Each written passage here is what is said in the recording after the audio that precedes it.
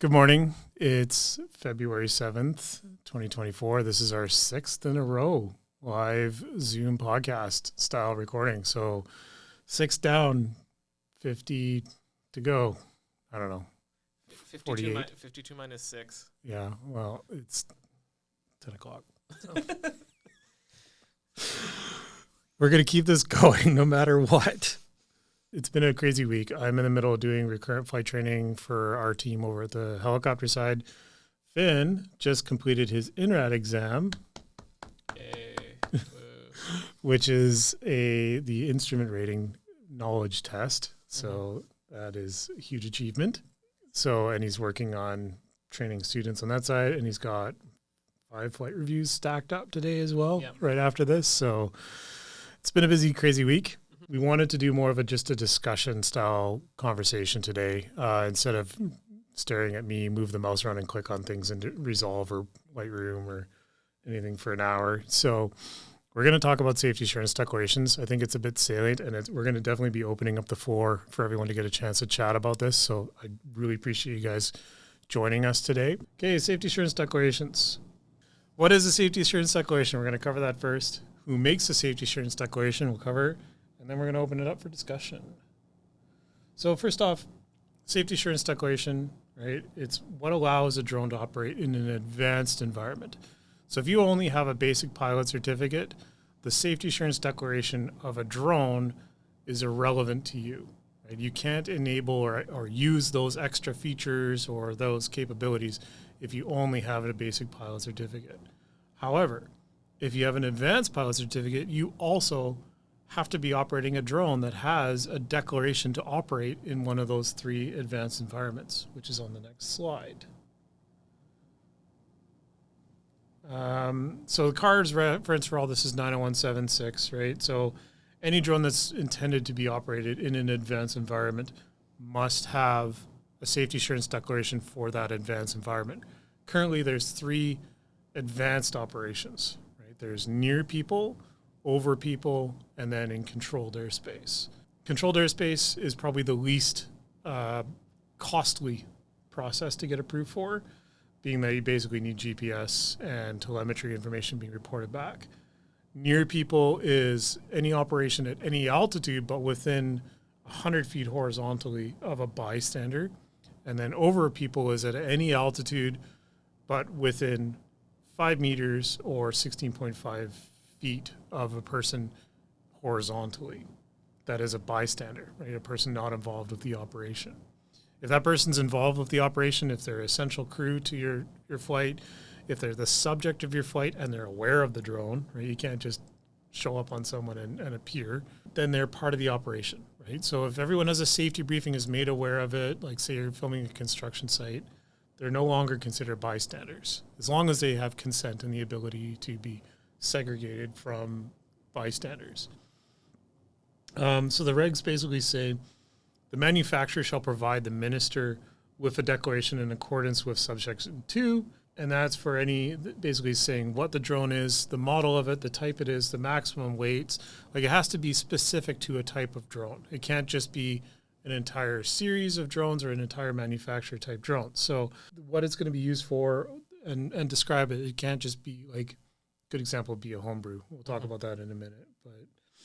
Or another example would be there's multiple different Mavic 3s. Each Mavic 3 has its own safety assurance declaration. It's not the Mavic 3 series. Each one of them carries their own. So the Pro and the Enterprise and the Multispectral, all of them have a different one. Exactly. Yeah, it's not just a general. And that's another conversation, like Autel. We should talk about Autel as well, because the Evo 2 was a series. But then there's the Plus, and then there's the Nano, or the Nano's the Micro. We're talking about, so the near people, over people, and controlled airspace. The best way to know, there's 2 ways, is either look at the certificate of registration for your drone. And of course, it needs to be the most current version of it. But if these checkboxes aren't on this, the drone has no safety assurance declaration. Right? It cannot be flown in any of the circumstances we're talking about.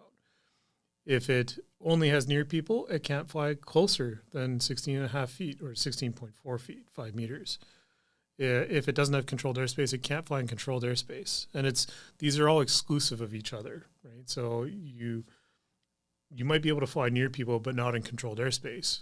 Or you may be able to fly in controlled airspace, but not near people or over people. And it's going to be difficult to break it down because each one of these has to be individually declared in the submission that's done. Where does this really matter? Like, again, this is like near and over people are most important in urban environments, especially, and also controlled airspace. But it's, if you're working in an urban environment and you don't have the ability to keep your drone away from bystanders, then over people is probably going to be the most likely situation you're going to need that declaration. So say like mapping. If you're doing a mapping mission, you don't have the ability to dodge people and get that 16.5 feet away from people using the gimbal. You're on an automated mission and the drone's going to go back and forth. So it's definitely going to need to have some sort of declaration. So who makes the declarations? They're made by the manufacturer of the aircraft. And a manufacturer is either the company that sells and builds a drone, so DJI or Autel or Freefly or any of the third-party, like other drone manufacturers like Skydio.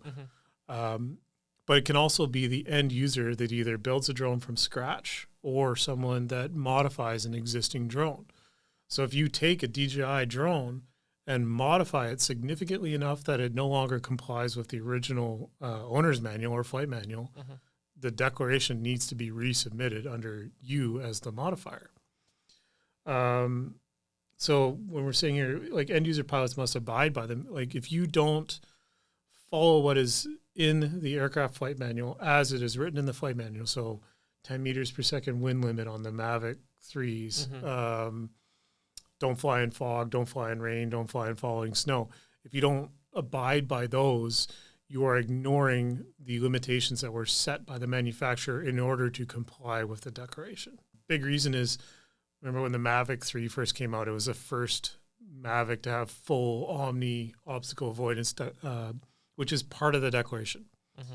Out of the box, you have it in bypass mode, and people were flying it in either like moist environments or something, but the cameras were getting water on them, and it was enough that it would distort the vision system, and it would cause the drone to think it was going near an obstacle and then fly away. And so there was a ton of reports of flyaways at early days there because people were flying it either in bad weather or the sun was hitting the camera at a weird angle, and the vision system just wasn't, like, it didn't have a tolerance in it to ignore that. So, but because there is things in it that say, and I think it even said bright sunlight at one point, like it's going to mess with the system. So if you're just joining the drone world and you're getting a new drone, there is a website called Finding the Right Drone. So this website, Choosing the Right Drone for Advanced Operations, is a database that is maintained by Transport Canada of all self-declarations that are made by manufacturers. If the declaration hasn't been accepted by Transport, it's not on this list. So, for example, you can go and search, if you're looking at buying a drone, let's say it's the Inspire 1. You'll see manufacturer, model, and type in this database. And then across the right side here, you've got what is the declaration that's been accepted for it. So if it's for controlled airspace or near people, there'll be a yes and a yes. If it's not allowed to fly over people, it's absent. There's nothing there. There are, at the moment, I can't remember what it is, but is there a number? Yeah, 548 different types of drones that currently have declarations that are listed. And you will see the same type of drone multiple times in here as well. So, for example, AVSS, they make parachutes. They have a parachute model for the DJI M210 called the PRS M200. And they had to create a declaration for every single drone that works. So they have the M210, the M200, V2, V1. They're all physically, they look the same. They all function the same. So the parachute would function the same. But they had to make a declaration for each and every one of those models in that series, or else it wouldn't be specified. So it's not just Matrice all, it's 210, 1, and 1. So for example, let's look up the Inspire 1. So we just search Inspire and it automatically filters it down to everything that says Inspire. There's 14 entries in the database for Inspire. And you can see on the right side how it goes from only controlled airspace all the way up to over people. So here's all of them. And at the top, you've got the original from factory DJI drones. So there's the Inspire 1, the Pro, the V2, the Inspire 2, 2 Pro, Premium, Cinema Premium, and now the Inspire 3. And you can see for the first generation Inspire, it had no safety assurance declaration for near people. The original one only had ultrasonic ground positioning sensors, so it had quite a bit of drift in the hover, and it doesn't have any vision sensors. So it has no way of knowing when it's approaching an obstacle, which is one of the components that's required in order to have a near people safety assurance declaration. It's got to be a warning system that you're going to hit. I don't think it necessarily has to stop, but at least has to warn the pilot that it's going to hit something.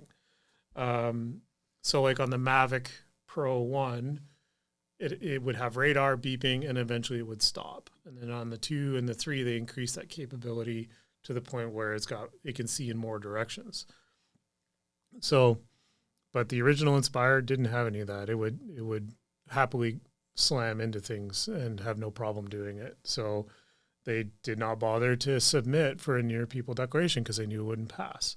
But it does have a GPS. It does send the telemetry back to your controller, and it's accurate within the standard that's spelled out in our slides here. So this is an Inspire, and this is kind of the reason we're talking about safety assurance declarations right now is in the last week and a half, 2 weeks, Transport Canada came out and has essentially audited quite a few of safety assurance declarations that have been made over the past 2 years, basically since the 2019 rule set changed. That's when the safety assurance declaration came out. Before that, it was SFOC and everything was one-off and mandatory. This particular Inspire 1 here has a Mars Mayday parachute system, and it's now carrying a declaration for all 3, whereas the Inspire 1 never had the declaration for all 3. This particular one will probably see some amendments to it based on the fact that the original drone never had a near people rating. Unless the Mars parachute system actually adds some sort of obstacle warning, it would probably only be valid for controlled airspace and over people if the parachute has a full compliance letter, which is one of the things that we're seeing. So we've seen a lot of drones recently get removed from the list as a result of this audit.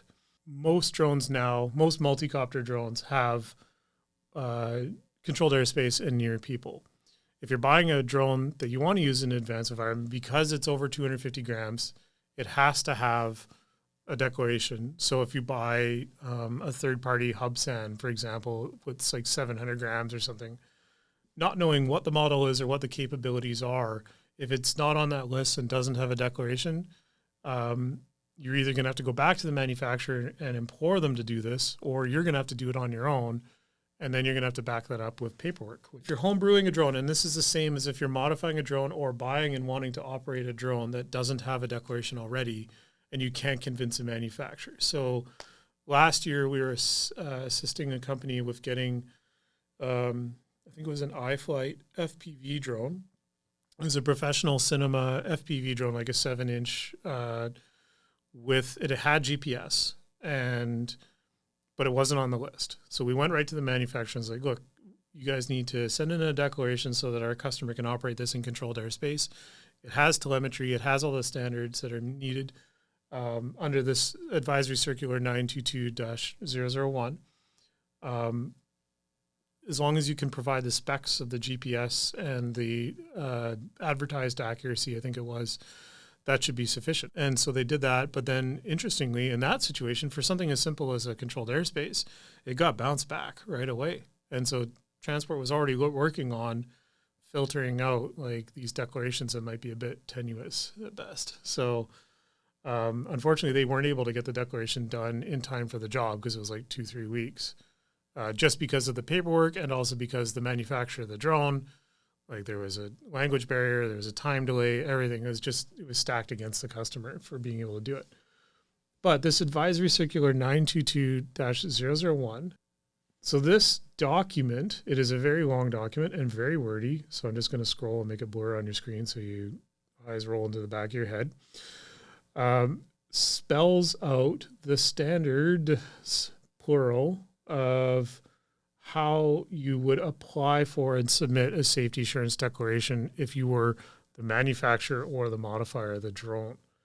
So the latest version is from November 2021.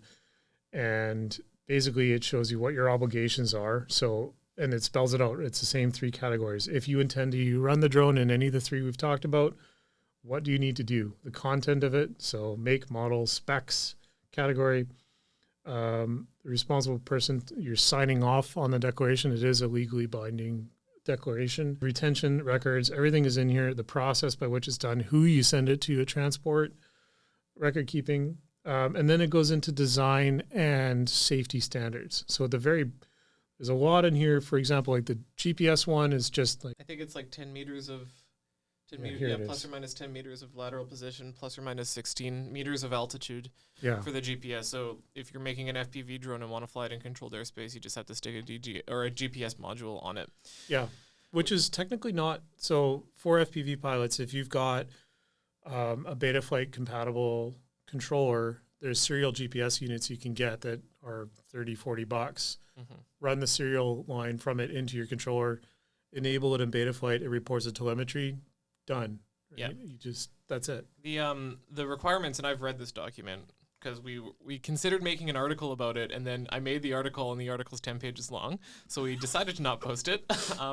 But so I've read this document front to back, and I can say that the standards for getting near people and over people are quite high. Now, here's the thing.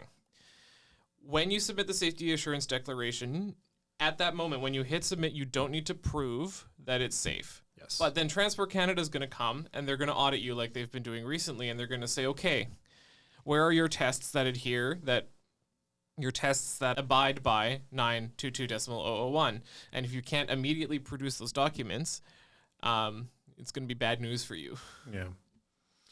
Yeah, and so in that advisory circular, there's ASTM standards. So at the very end of the document, I won't go back to it, but at the very end of the document, there's a list of accepted industry standards for testing. So there's an ASTM American Standard of Testing methods for parachute systems for drones. And it's interesting. I got into a bit of like an argument with someone online. That never happens. And this is kind of the subject of the discussion. Flyfire, for example, like we've recommended them in the past. As far as if you take it at face value and the declaration is there, the declaration is there. If it's on the list, it's on the list. It's been accepted by transport. So that's the process by which end users have to go. So black and white to me, and it functionally does the job, right? But anyway, there was some debate from other manufacturers that Flyfire one doesn't have a flight termination system. And it wasn't spelled out in the cars that there is a requirement for a flight termination system because these are based on, well, the drone's already falling out of the sky, so the parachute's going to deploy. But there are other manufacturers like Parazero. We featured them in the past.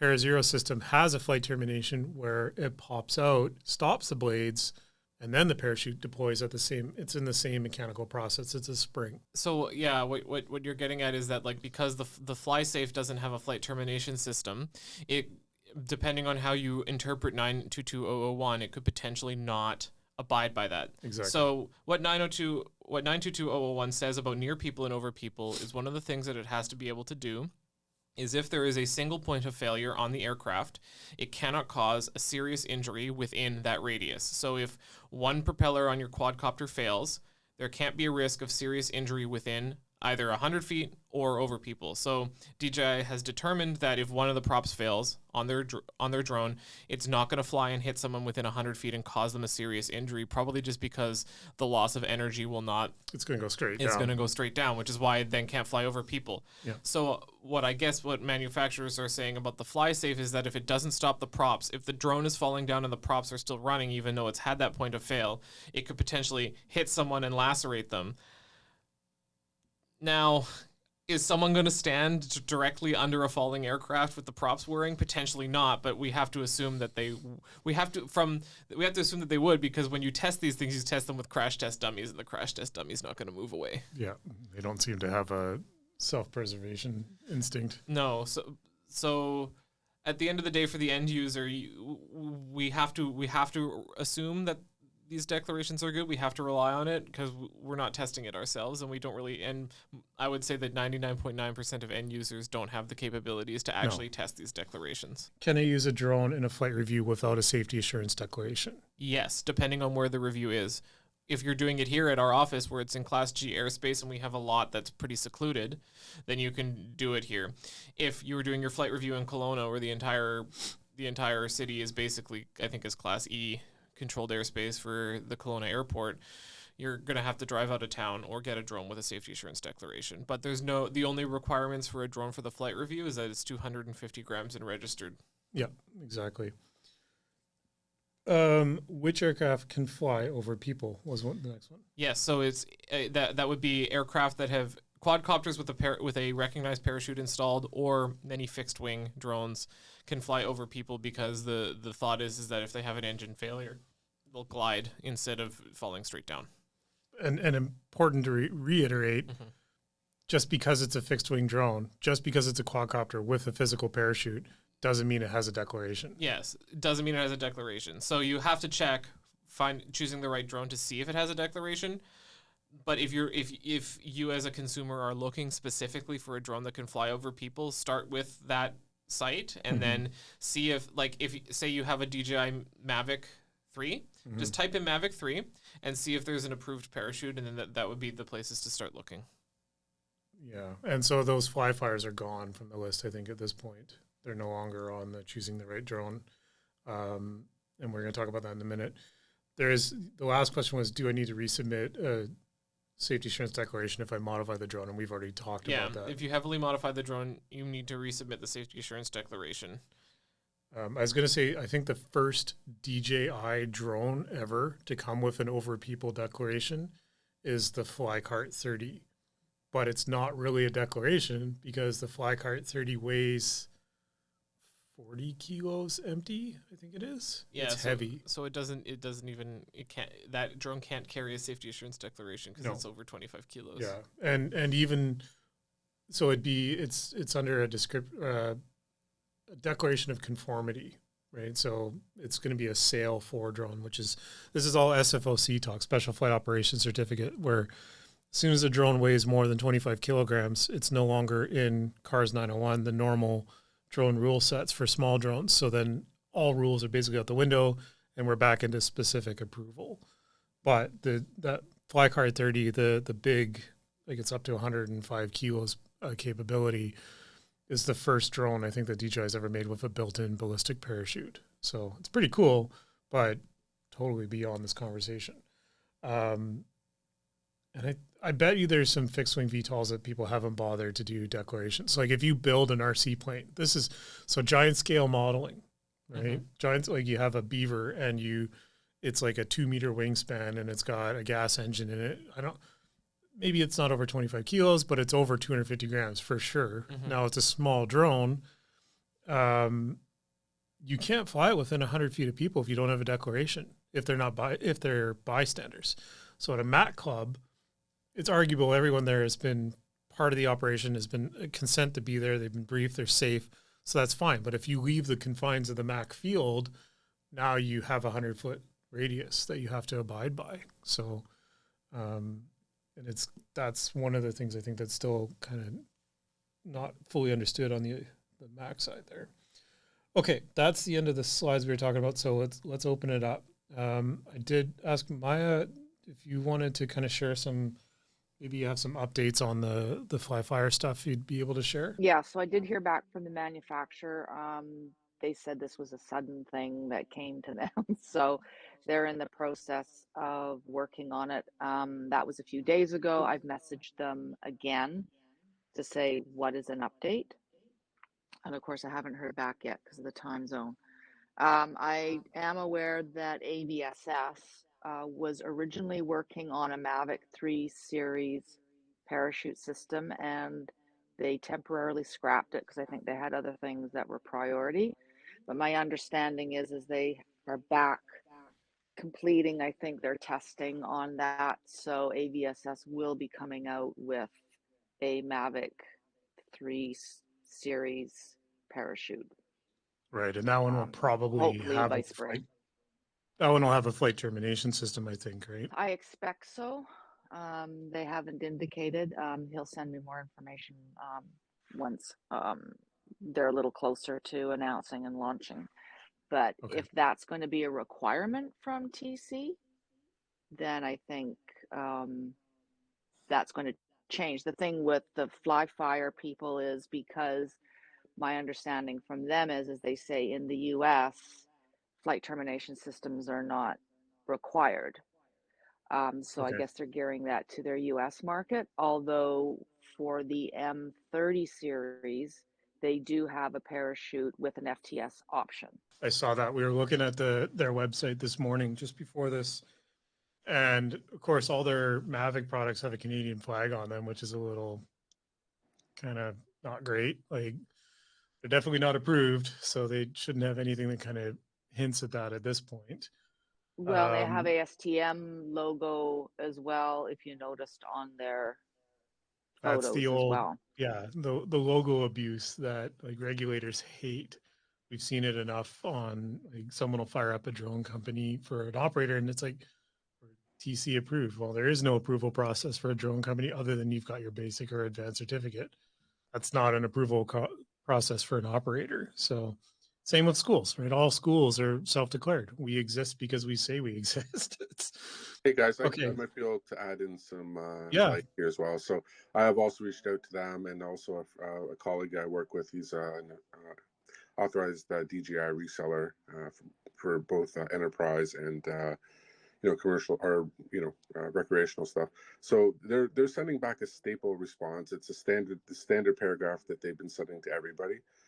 So they are working on it, but I don't know how fast it's going to happen because they have to get together a bunch of documentation and submit it to Transport Canada. And hopefully the testing and the requirements that they say they self-declared are really actually in fact what they did. Yeah. The second thing is, like you mentioned, the M30 parachute, and also in my case, I have the M300. I have the Owl, their Flyfire Owl parachute. It definitely has a termination system. It's built in, like it plugs right into the drone. It also has like a remote that you can hold to terminate the drone as well, the props. So they do have that on those higher level drones or parachute options. So hopefully, if anything, they're going to get those back up and running pretty soon. But I don't think like the M3 and the Mavic 2 Pro, the Flyfire Manti 3 that they have, they might not get those back. And then they're $150 compared to $3,000 for somebody else, right? So this is the challenge, Exactly. right? I'm sure the other companies put the bug in Transport Canada's ear a long time ago. For sure. Yeah. Anyway, so that's where it's at, and hopefully they will get some of these back because the Owl is still, it's $5,000, right? It's still a big investment. So that's what I know so far. So sorry, Scott, did you say that the Owl was pulled from the list? I hadn't realized it Yep. had been pulled from the list as well. Yep. I got the same email with everybody else because I use, like, I have the Manti 3 for my Mavic 3 and Mavic 2 Pro. But I also have the Owl, and it's the same thing across the board. All Flyfire got pulled. You can look it up too on your choosing the right drone table. Yeah, so it's gone. So I can't even fly in controlled airspace now unless I deregister it and re-register the M300 for what it's capable of. So I can do everything except for over people. I can do within the 5 meters and controlled airspace. But yeah, it's. I haven't done anything yet. I'm gonna wait for a bit till I need to use it for a mission, and then we'll see. If I have to fly in controlled airspace, I have to re-register this drone, right? Because the certificate's no longer valid. But so far, I don't have to. Yeah. You don't need to deregister the original certificate. So when I talked to TC about this a while back, like if you're, say, the Mavic 2, this is specific to the Free Fly or whatever, Flyfire. Yeah. New names. We have a certificate of registration for the Mavic 3 naked as it came from DJI. That one's good for near people and controlled airspace. Oh, And that is the one we maintain that one. But then as yep. soon as you put the free fly on, then we also have a separate registration for the serial number of the parachute itself that it's registered to. And this was the same for Para Zero as well. When Yeah. the drone is carrying the payload, it is under that new certificate. However, we Yep. still submit flight authorization requests under nav drone under the original, because that is the serial number of the IMU, which is also transmitting. So if they're using an aeroscope or some sort of drone detection and they get the serial number from the drone, kind of like a remote ID, I wanted it to match the C number that is on the database of the original drone, because we're using the serial number of the flight controller, not of the parachute, because that's just an accessory that modifies it. So that's a good So- point. So I when I re-registered my drone with this new parachute, I didn't keep my old certificate. I just Okay. used the new one for everything. But you're right. That's a good point. Yeah, I think as one- long as yeah, the module is off the drone and Yeah. the safety assurance declaration for the 300, 350 is not, like, you could probably keep the brackets on for it, but the parachute Yep. module is off, then you just reactivate your original registration and fly under that until you can add the capability of the parachute back into it. yeah. So I'll have to go back and re-register my base drone then, which is fine. Yeah. Because I originally deregistered it and re-registered it with the new the Owl, the Flyfire. Okay, good. Thank you. That's good advice. I'll do that. Yeah, because then it gives you tracking capability as well, right? So Mhm. that's kind of the mindset I've always worked under. That's surprising about the Owl. Yep. I was surprised too. But I think it was a blanket, right? Flyfire probably self-declared everything, and then TC just went and said all Flyfire products, show us the proper documentation, and they took them all down. So I have a feeling they'll get some back quicker than others, like for the M30 and the M300, M350, because they just launched a brand new one for the M350 as well with new fitting mechanisms, and it's really well done actually. So they'll probably get those back up and running quick, and then I don't know about the Manti 3. It might never come back. They only posted ASTM letters for the Owls, I think, on their website as well. So I don't, unless they can, like you said, prove the pudding, then it's there. If it's not there, it's not there. Yep. And I don't think there'll be could there be a class action for that?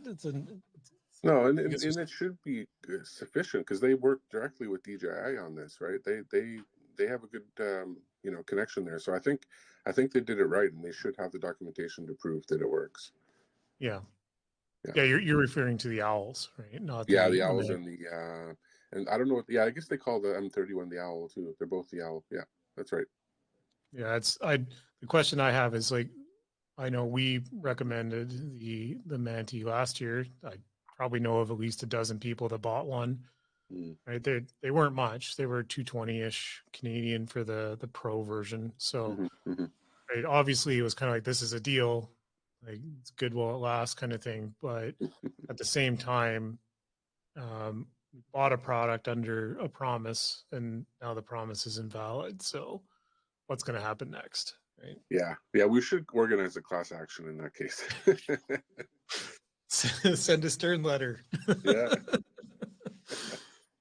You should. Well, in the community, if you guys are watching, or if you watch this after the fact, let's in the comments. Let's see how many people are actually or have one of these drones that now, or sorry, parachutes that is now a paperweight. And maybe, if anything, if all of this fails, we'll have a parachute detonation party or something. You just throw it off. Well, like I when we got it, I was like, well, we need to film a video of us activating the parachute in like a vacant lot, and you were like, oh no, we can't do it because like, what if we can't repack the parachute? No, it's single use. You can't. Period. Yeah. Oh yeah. Well, now it's useless anyway. So now I get to record that video. So we'll take our Mavic Pro 1 that's been hanging on the ceiling for the last 2 years. Still flies, still works fine. But just throw it off the roof. It'll be our victim. Yeah.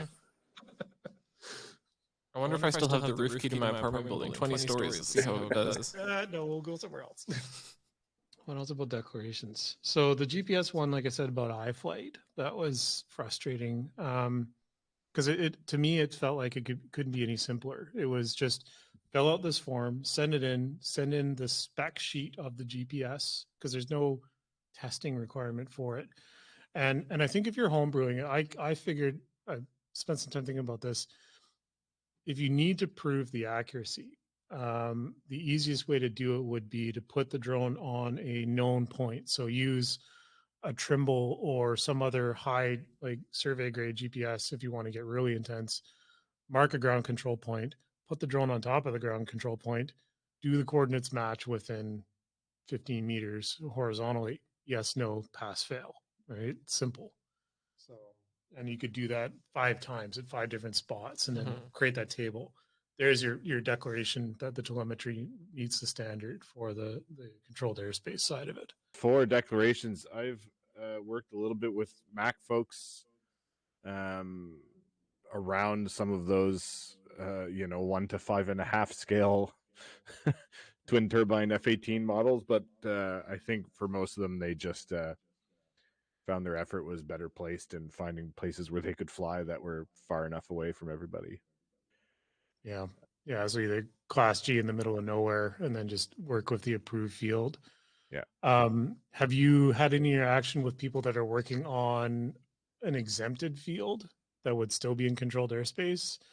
Because I haven't really dug down that rabbit hole, but an exempt field will exempt them from a flight authorization request, but I don't think it exempts them from the declaration for GPS requirements. Yeah, no, the only the only big field around here where they were trying to do that was at Shearwater, which is the Air Force base, which is controlled military aerodrome. Yeah, so you're under SFOC already, and nobody wanted to pay me enough for my time, so fair. That would be a couple 100 hours. Yeah, but yeah, I mean, I've definitely had the email, a lot of the updated emails of, oh, hey, here's an update to your declaration, to the whatever registered drone. Even the minis initially, I think I'd registered them when they came out, because I have a pile of them, right? So registered them when they came out before the declaration had come out. Or the Mini 3, I think, was the first one that they did it for. And I got to need that kind of automated email, but it was just hey, just so you know, there's a declaration available now. Right. Oh, because you self-declared or you registered the drone. I self-declared it as I registered it as but again, it was just to see like how they would go up, how TC handles it, as more of like a figuring out how their system works in the back end. And then I got the emails saying that they that I had like whatever, so many new declarations that I could kind of reprint off. Well, so but they'll do the same, like they'll pull like TC's also pulled, I guess it's not really TC, but the manufacturers also pulled like one step of the declaration, right? Like they've pulled near people if they stop, or at least they're supposed to pull near people if they stop produce. It was like whatever it is, 5 years or whatever after they stop maintaining manufacturing the aircraft and maintaining no longer supported. Yeah. But so I'm looking at there still are some self-declared minis in the declaration list right now. So I think they were improperly done. Like I think they were improperly self-declared. Like mine all got immediately updated to be like DJI declarations without me doing anything. Right, because you said the manufacturer was DJI when you registered it. Yeah, because there's a couple in here that are like private individuals or solo entrepreneur type businesses. There's a few in there. There's a few FPV, like scratch built FPVs that are still there, or it's just like the guy's name is the manufacturer. And I'm surprised to see that some of them are still like fully declared. What was the response time requirement for those? So the inquiry, I think they had 30 days because there was a FOIA or whatever the Canadian equivalent, like information request, and it was 30 days, no response, 30 days pulled, I think is what it was, or something like that. So some of these might still be in the response window or something. Yeah, I agree. Like there's a lot of DIY The interesting thing though is there is no Mini 2 that has a declaration from DJI now, because a Mini 2 would be a modified drone to be declared, because there was never a big battery option for it. So now if you want to fly an under advanced rule set, you have to have at least a Mini 3. Which is weird because DJI released prop guards for it, so you could arguably say that there is. But when you run the prop guards on a Mini 2, it goes into payload mode and it limits you to 100 feet from takeoff and like 150 feet of altitude. Which nerfs the drone, but it doesn't actually. That wouldn't affect the ability to get a safety assurance declaration. I guess it would just. There's no real point to doing it because it's an older model anyways, and they don't want to go through the paperwork. Pretty much, yeah. Like the Phantom 2, I don't think you can get one. The Phantom 3 non-pro, I think you couldn't get one. But it's a payload mode thing. And I think DJI's pulled for, I'm going to look it up now that we're talking about it.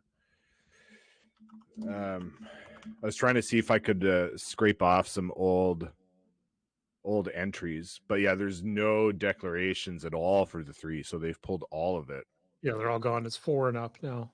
But they had pulled the near people, like DJI had pulled near people before controlled airspace. I can't find any Internet Archive. The Internet Archive doesn't have the table. Yeah, this kind of database would be just the rest of the page. But yeah, I mean the DJI's done it step by step, like as they stop. Yeah, I wish there was a better way to look through this, and I wish there was. Yeah, it just seems like a horrible interface to be able to look at aircraft. This is an interesting thing. Like the legacy support for aging drones. So like a Mavic 3 costs, what is it, $4,000 Canadian to buy new in 2021. So in theory, what's it good for? Does it have a 10-year lifespan and it's now no longer useful in controlled airspace? Because DJI will have, like, we're talking about planned obsolescence here. Right? And if they don't update the firmware, like the Mavic 1, I don't think it's had a firmware update since 2021 or 2022, maybe not even that. But it's not really a feature set change. It's always going to, like, there's usually, they'll find like a GPS database update, like FlySafe gets updated regularly. But if you lose that and you lose the capability to fly the drone, it has zero value at that point. Or do you have to declare it yourself and say, look, the GPS in it still works? Yeah, to the letter of the standard. To the letter of the standard, so I'm going to declare it myself, but then the consumer is the one that's liable, so that if that drone's in an accident, you hit a manned aircraft. If you hit a manned aircraft because the GPS craps out on you, but it's a DJI safety assurance declaration, they're going to the manufacturer. But if you're still piloting command. Yeah, you're still piloting command. But if you list yourself as the manufacturer and you get into an accident and it's your safety assurance declaration, then you're the one that's liable for that. Yeah, on both sides. I mean, the Mavic Pro is still on there, and that's 2016. Right, the original Mavic Air, the original Mavic Pro. What about and they're both up to near people. The Mavic 2 Pro as well. Yeah, is that? Oh, the zoom is there as well. So all the Mavic 2s. So it's they're just picking and choosing. I wonder if it's based on signal quality, because the Mavic and the Phantom used different C2 links, I think. Like So the Phantom 3. Were you saying the Mavic 3 is no longer listed? Yeah, the Phantom 3. Oh, sorry. Good. Yeah, because I just checked in the Mavic 3's there. Yeah. Okay. Yeah, that'd be really problematic. Yeah, that would suck. Yeah, I use that one a lot. Well, I guess the real, let's see, they're gone. Matrice 600 is gone from the list. So it's been gone for a while. Really? Yeah. Like 600 Pro. Like we. Yeah, I don't know if we. I think it's been gone. I think it's been gone for a bit because maybe even over a year. Wow. Well, we hadn't powered ours on for a while, but now it's no longer a problem. I remember talking about you trying to drag a banner through the air with it. Yeah, yeah. That was the last time we flew it. That was 2021 or 2. And it was in Class G, so the declaration was invalid. Part of the process of doing the banner tow and everything else. It was a testing flight. Ours was stolen, so whoever has it now, they can't fly it anyway. So too bad. But there are lots of people out there that are still using 600s with big LiDAR packages. It's still a great drone. But there's not even but any registering it without the declarations, like, yeah. I don't know. So you can fly LiDAR, but not in controlled airspace. The M600 Professional is listed here as controlled and near people. Oh, it's under M600, not Matrice. Yeah, M600. It's under DJI manufacturer's model M600. This is what happens when you do it. Oh, thank God. Because I just did flight reviews for some students at University of Toronto, and they're using that for their course. So yeah, so it's good. Because it was definitely, I think they might have updated it or something, but I definitely remember looking. I don't know if it was the 600 then. Now my brain is. Sorry, I had my head buried in other stuff. Just listening to Ian's suave voice. Put you to sleep. Yeah, so everything before the 300 is the M series, and that's why I'm getting all messed up. So yeah. M100, no, Matrice. So I think the 100 didn't ever get a declaration. So yeah, the 200 and the 600 are under M, not under Matrice, even though it is a Matrice 600 and a Matrice 200. Yep. So marketing matters. I think it's interesting to think about. You talk about planned obsolescence. I think some of it's interesting to think about just like the age of the materials that, like not just like, oh, we're stopping, the operating system or I think I think some of it will go beyond that because, a lot of this is just wear and tear on equipment. Right. And it's like, well, if you're not maintaining it properly, then we can't guarantee any of it anymore. Right.